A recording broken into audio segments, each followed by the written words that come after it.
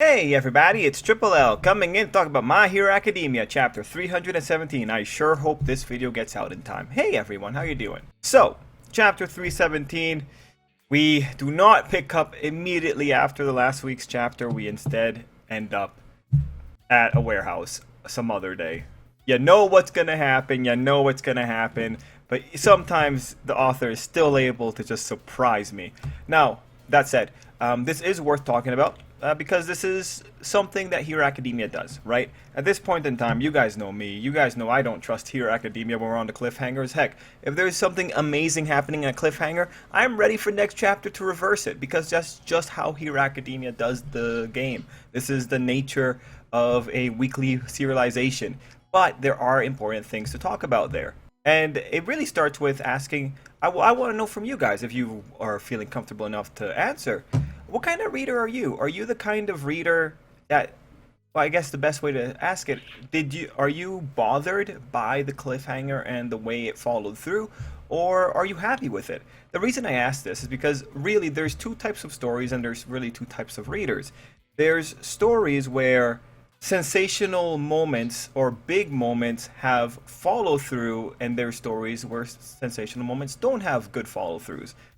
For the ones that don't have good follow throughs, what you'll find usually is that those stories care more about the feelings elicited by the moment as opposed to thinking about the consequences of the moment, whereas there are other series that will have the big moment and will deal with the fallout of it. To give you the example, it's like the difference between a story where a character loses an arm and they go through the entire emotions of losing the arm but get the arm back at the end of the story. When you have that, what it's saying is like what mattered was the feelings that came from the loss, but they shy away from dealing with the logistics of the loss kind of thing. And I am referencing a particular story that does this, but ultimately when it comes to authors, there's authors who like the experience of the big moments but don't like the follow through, and there's the authors that like the experience of the big moments and do enjoy the consequences of the follow through. Similarly, there are people who want to see the big moments have consequences. There's people who are just happy getting to experience the emotions. And honestly, when you look at last week's chapter, it was there to ramp up the emotions. Like last week's cliffhanger is there to get people excited about this week. Like, oh my god, what's going to happen? To give you an example, Fairy Tail is a series that does big moments really well, but doesn't do the follow through. And that's partly one of the reasons why people don't like Fairy Tail, because with Fairy Tail, the author was very good at emotional situations. So when you rile up people's emotions and then you don't respect those emotions to a degree, like if you have a situation where like 5 chapters later it's like, oh look, this person was totally all right, all those emotions you had, don't worry about it, this person was all right. Some people don't take kindly to being emotionally ramped up like that, only to then have it look like their emotions were wasted on a particular event. Hero Academia I don't think is at Fairy Tail's level just yet, but the future is still ahead of us. Anyway, it's always worth talking about this because this is actually one of Hero Academia's things. It doesn't have trustworthy cliffhangers. Like Hero Academia is at its most unreliable when it's at a cliffhanger. That's just how it works with Hero Academia. Now, if we take the moment in isolation, is it bad that we ended up skipping over the logistics of how they survived, essentially? When every manga can have bad moments or weak moments. The problem really with long-running series is patterns. We're looking for patterns. This moment by itself, not a big deal because there's like so many other circumstances behind the curtain and all that going on. But if we end up in a situation, let's say like if the author ends on cliffhangers, let's say the author ends on 5 more explosion cliffhangers in the near future, and all those explosion cliffhangers are essentially nothing. If that was to happen, then yes, you could quite literally say no, like Hero Academia is pretty bad when it comes to explosions, because what a pattern would do is just like there's no reason to believe in the explosion. Although, like, these type of discussions are always based on the final say. And so if you had a situation where the author went in, did 5 explosion cliffhangers that didn't matter, But then on the sixth explosion showed that the explosion did matter, then that's a subversion. And then that changes the entire conversation because now you can go back and say, oh, like this was all biasing us towards one particular idea, and then he subverted that. So this is one of the cool things about reading week to week and trying to figure out why an author does the things they do. It's because as long as the future is still ahead of us, we don't really know the different intentions. And as you know, when it comes to these kind of stories, it's only from the future that you can see what direction exactly the author was going in. When you're at the present, the best you can do is try and pull out the different branches a story can go in, but you never really know what the correct branch is. And that is one of the more fun parts about trying to deconstruct an author's style. Speaking of style, though, there are some observations we can make about the author at this point in time, specifically with the way that he handles the cliffhanger. Now, we have to keep in mind that there might also be other forces at play when it comes to the decisions that are made for the manga. For me, I would say, I think it's likely that there is a little bit of rushing going on. Why is there rushing? I don't know. But again, there is something we can say here. Specifically, when you go into that first page, the author has the quick exposition of what went on. We may have escaped that explosion by the skin of our teeth, but the blast erased any trace of the League. Me personally, I would like to know how they escaped the explosion by the skin of their teeth. I would like to know what that looked like. But what the author is saying here, he's making a very simple claim. He's simply saying, our heroes are so amazing, and that explosion was so insignificant that it doesn't warrant any more of an explanation. He feels that he can just get away by saying that they escaped by the skin of their teeth. That in of itself is a really powerful statement, because he's saying, readers, you've seen what these guys can do. Clearly, they can get away from that explosion. And he's also saying, and then he's also unfortunately saying, readers, that explosion was not enough to take out the heroes. Which ultimately asks questions about what exactly was All For One planning on doing there, but it's very likely All For One didn't think that the explosion was going to take them out either, which is just amazing. Amazing that we're at that level, but that's a fundamental thing. That is an interesting bias to actually observe from the author. He's thinking that the readers know enough about these heroes to be able to come up with various ways that they could have gotten out of that situation. Pretty bold. Because if there's one thing that heroes have shown us, it's that they are very fragile. But on the other hand, the author has shown us that explosions don't really mean much in Hero Academia. So it's an interesting little game that's being played here. Anyway, that's general notes. We're going to walk into the page-by-page walkthrough now. So the cover page was pretty cool. It's Scars, Blood, and Filth. And then we're going into page 2 officially.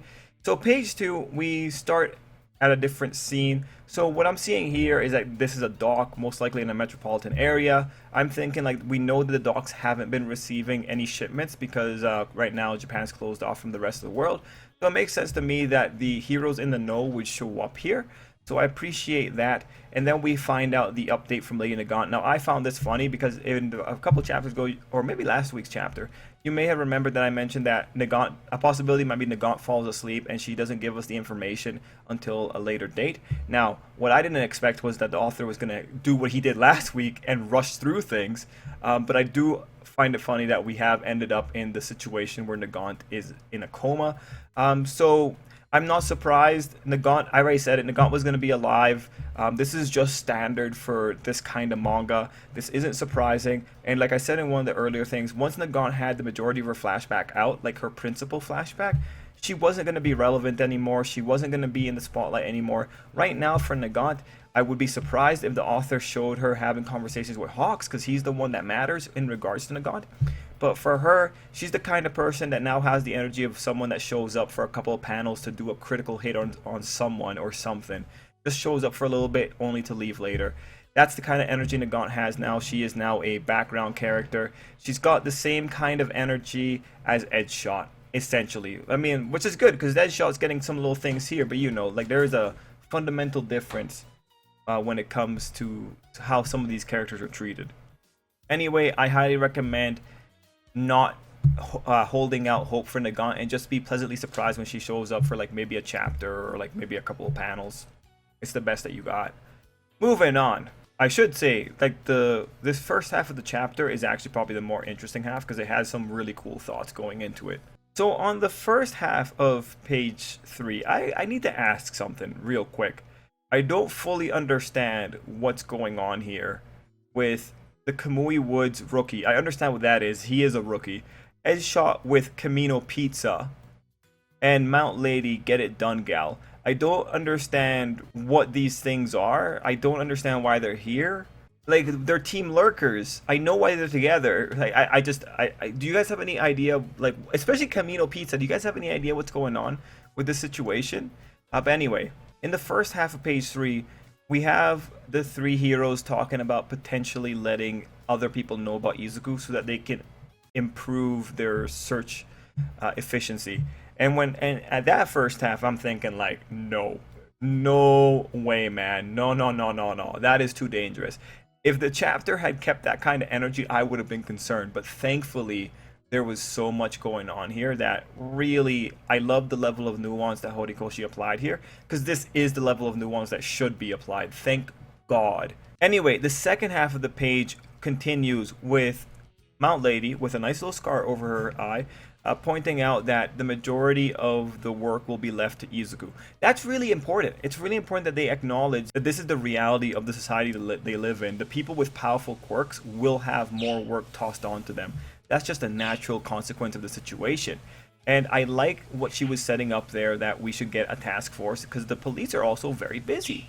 But then Endeavor comes in with the very critical line that Death Arms, one of the heroes we saw from the very beginning of Hero Academia, quit 2 days ago. This was a really powerful statement, because what Endeavor did in this stage was simply say like, yeah, we could bring together our people, but that's not going to stop them from quitting. We even had a guy quit 2 days ago, and that's still while we're in the thick of things. It's not just people dropped out at the beginning of this, people are still dropping out.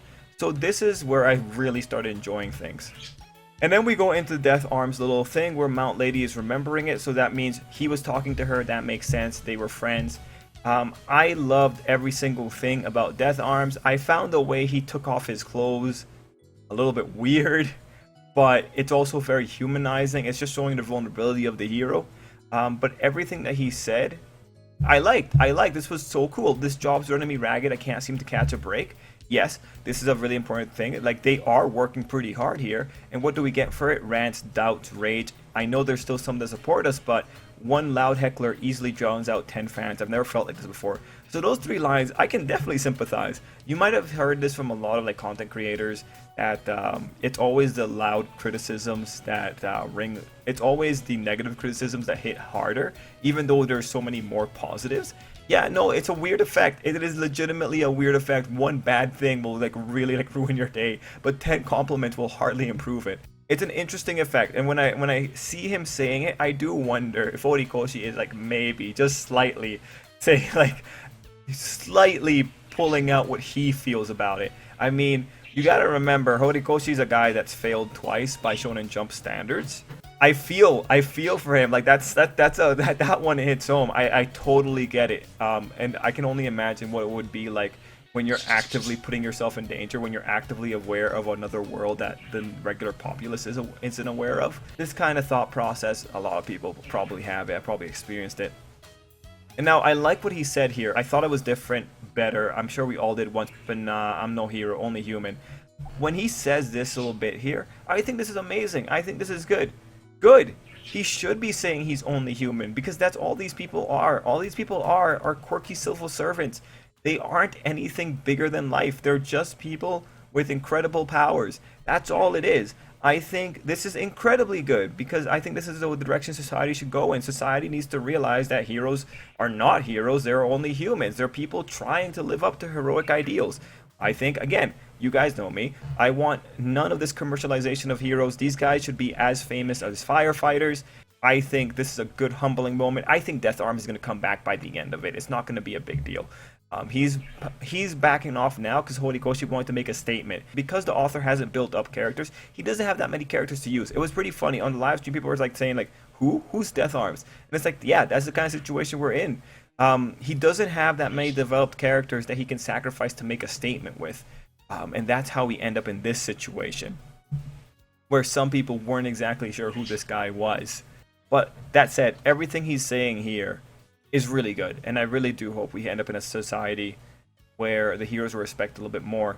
Now, page 5 is the big I have to make up for not developing this character, and I have to say why it's significant that this guy backed away. And as you see it, you have Best Jeanist going to bat for him, saying that he was a hero with some backbone.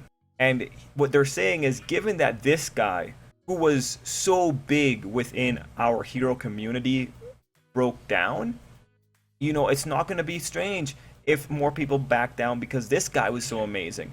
So do appreciate that the author had to bump up Death Arms in order to make this stand more, because when an author does that, that is one of two things. It's giving, for one thing, nice information, because that's good to know that he led the charge. I didn't know that I would have gotten that from just that one panel, but that again speaks to how badly built up things are. And then it also says, like, I don't think this guy's significance has been properly explained enough, so I have to explain it here very quickly to justify why it is a big deal. This is what happens when you don't have enough time to cover other characters in the moment. The author knowing to put in this little hype up panel sequence is really good, because that's what you really got to do in these kind of situations. You do have to do a little bit of damage control. Now, the second panel on page 5 was just Endeavor pointing out that the media is closing in on Deku, and heroes who quit end up leaking details. So this is another thing saying, like, we can't tell anyone about this because the ones that break will tell the media. So again, the media sucks. The final third of the page is justifying why we can't let people know about Izuku, because everyone here is pretty much saying the public sucks. If they know about Izuku, things are going to get worse for him. And then finally, we have Mount Lady going in and making the very good observation of why is All For One not talking about Izuku? And they have a conclusion, that being that would force us heroes to mobilize and lock Izuku away somewhere safely. So his silence tells us he doesn't want that. So with this situation here, I think they are going towards the wrong conclusion. I think All For One's smart when it comes to human nature. If there's one thing he's smart at, it's human nature. If All For One goes out and he tells people, hey, One For All exists, and this kid has it, can you guarantee no one's going to try and get to Izuku and accidentally kill him? I mean, have you seen the people in Hero Academia? Have you seen the populace? Have you seen the civilians? These people aren't very smart. What All For One is doing is pretty simple. If the One For All holder dies without properly being able to pass on that quirk, All For One for sure will lose his chance at reuniting with his brother. The guy doesn't want that. The guy has megalomaniac tendencies. He wants to stay away from that. That's why he's not going for it, because he doesn't trust anyone else to not be stupid. That's most likely it. Like, the forcing the heroes to mobilize and lock Izuku away somewhere safely, as if that's gonna stop All For One at this stage in the game. He has Skeptic's satellite network. It's not gonna work out, man. No, All For One is stronger than he ever was. Like, even, it might have worked back in the fourth user's time. It's probably not gonna work now. But this is probably it. This is probably why he's never told anyone about One For All. He's been around for such a long time. He's not gonna change his ways now, is what I think. The heroes then conclude, not enough cops, not enough heroes. Yeah, great. Anyway, page 7 is important. Because we are given the reminder of the situation with Shoto, and this tells us a lot. Endeavor hasn't told Shoto what's going on, so that tells us what degree of information Shoto has when it comes to Izuku, which is probably not a lot. And Endeavor going in and saying, like, you know, hang in there a little bit longer, it's just Endeavor pretty much saying, like, we've pretty much put the Dobby thing on hold, we'll talk later about it. So this is pretty rough, but this is the author giving a justification. This is important because this is probably going to come up relatively soon. We are right now in a setup chapter. I would tell you guys to be prepared for 2 more chapters of setup, because this is what Horikoshi has done before. It'd be good if we don't go through this again, but we'll have to see. Does that mean that Shoto's going to appear in the next 2 chapters?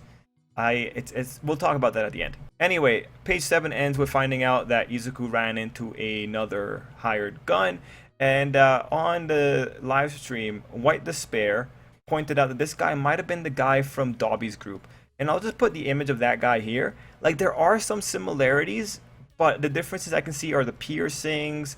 The style looks a little bit different. There's more jewelry, but if you notice, those things are all cosmetic. You could just say, oh, he just put on more jewelry because this is his paradise, right? And he does have, like, some kind of face mask or some kind of shadow on his face. Yeah, it's kind of hard to tell whether or not this guy is the guy from the Paranormal Liberation Front. It might be. He's also got a lot of tattoos. But yeah, hard to say who this guy really is. But let's keep our minds open for that possibility. Like the little design changes we have here, those are easily explained. So keep your mind open for that one. Anyway, this is where we first see Izuku looking like a badass. If you notice here, Izuku's only using one strand of Black Whip. So what he's probably doing is that Black Whip's going off screen to go onto a joint, and it's acting like a pulley. And then it's coming down, wrapping around him, and then fixed to another part of the wall. So a pretty elaborate Black Whip setup, and it's got to use simple machines there to make to be able to hold that guy in place. It's a cool looking shot for Izuku. Page 8 and 9 revealed to us that they were in an art museum. And at that point, I have to say, like, very brave or very interesting that the art museum still has some pictures there. If I was in a post-apocalyptic situation, I would 100% buy, or not buy, I would 100% steal those portraits, and then I'd sell them later when everything's better. I mean, yeah, it kind of makes me look like a dick, but it's an art museum. It's probably like really expensive. Anyway, we have Izuku being pretty hardcore, saying that he didn't have intel and he might explode too. So that was pretty interesting. I do wonder if that guy had a second quirk. And at this stage is where we end up in the hardcore Izuku All Might moments. So page 10 is the start of everything looking really bad here. It sucks. When you have Izuku telling All Might, don't have to tag along anymore, I'm fine. It sucks. Like, it makes me feel really, really sad. But then that's where you start seeing everything else. Izuku's remembering now it's your turn. Izuku's remembering continue down this path and what awaits you is an unspeakable, gruesome death. He's remembering everything that's been said before. This flashback sequence, you can tell this is Izuku thinking of things. He's thinking of what Nana said. He's thinking of Gran Torino mentioning that death can be its own salvation. Then you have Shigaraki juxtaposed against that. And then you have All Might looking at Izuku, and I believe that at that portion, it's All Might's flashbacks, where he's thinking about how he had Izuku wanting him to tell the world that he was here, kind of thing. Now, at this stage, what's important to note is that Izuku is acting out of concern. The moment you have him remembering the unspeakably gruesome death detail, it's acting out of concern. It is fun that Izuku has forgotten that the future can be changed, but that's because he has tunnel vision. What it ultimately tells you is that everything he's doing here, he's not doing it because he's being a dick. He's doing it because he's scared for All Might.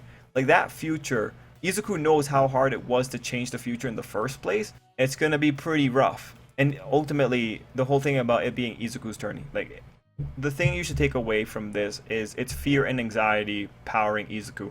Now, what Izuku also says here is that what he's capable of now is on par with All Might at 100% and with no recoil. So what he's talking about here, it hasn't been enough time for Izuku to actually reach 100%. What he's probably referring to here is the fake 100%. And in the English, there is an indicator of that, with Izuku saying what I'm capable of now is on par.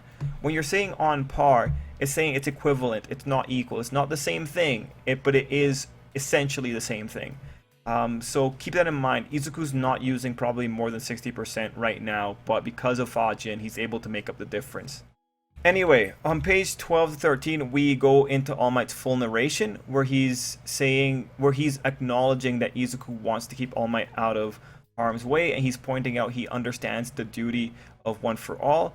He then recalls what he said before, "You don't look back at me anymore." This was referencing that one time when Izuku came back from the internships, how he was fighting the various machines. This was just saying that Izuku was becoming more confident. And then we have Izuku's wonderful "Don't worry about me." I really like that shot because that eye that you see there is meant to convey good feelings. Compare it to this eye, right? This is the eye after he took down the assassin. So one is a lot warmer than the other. Izuku's ultimately, when you see that eye there, the poor kid's hurting. He's hardcore hurting. The final bits of page 12 are All Might having his internal monologue, where he's in the conflict of he'd be the one to raise and protect Izuku, but also saying that he knows how it is. So what's unfortunate here is that we ultimately fall back to a communication problem on page 13. All Might says it flat out. He needs to tell Izuku that he deserves to rest, pretty much doing what Night Eye did for him at that point in time. He needs to be able to tell Izuku that, but it just doesn't happen. And of course, All Might falls over. It sucks. This is a pretty sad moment. When you see All Might on the ground, most likely crying, it's like, shit, this really hardcore sucks. And it's unfortunate that he didn't get to say things out loud. Now, the thing here is that if All Might is to die, this is a tragic point. Because imagine Izuku having a moment of tragedy where he says, like, the last thing All Might did was fall over when I left him. That's pretty brutal. Like, honestly, Izuku, you don't have to run away when you see All Might falling down. Like, 5 seconds of just saying goodbye to All Might and not being a dick about it would be good. But this is the guy's on a heroic downfall, right? Like, this is, if All Might dies, this moment is there only to make it a whole lot worse. Like, this is definitely one of those moments that would play very well into a tragic conclusion. What you should take away from this, though, is that Izuku is essentially saying no to his support system. The one person in the world that knows how tough this situation is, the one person in the world that went through this to the point that he killed All For One, or tried to kill All For One, the one person in the world that actually managed to rip off this guy's head. Izuku is saying no to that guy. And on another level, it is unfortunate that Izuku isn't trying to get information or isn't trying to learn from the people that came before him. But this is again an aspect of tunnel vision. And unfortunately for Izuku, this tunnel vision is right now powered both by his fear of All For One and his anxiety of All Might's death. Anyway, from there, we see Stain having watched that. Now, this is good because, as you guys remember, I was saying that this is probably going to be the arc about Izuku re-meeting his villains. The ones that we know for sure were going to happen were going to be Muscular, Shizaki, and Stain. I'm so happy to finally see Stain again.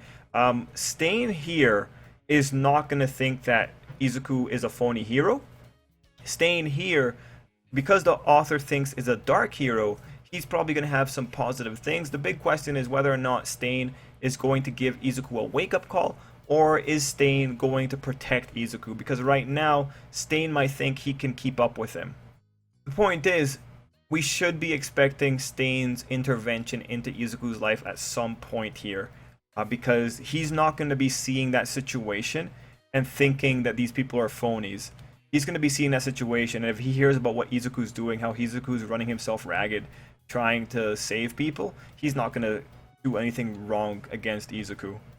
And then the final little bit, page 14 and 15, I don't think they're very important. They're just setting up what people are talking about Izuku. There's been a little bit of a time skip just because of the black panels. It could be like a few hours to a few days. They're just pretty much telling us what the people are seeing Izuku as.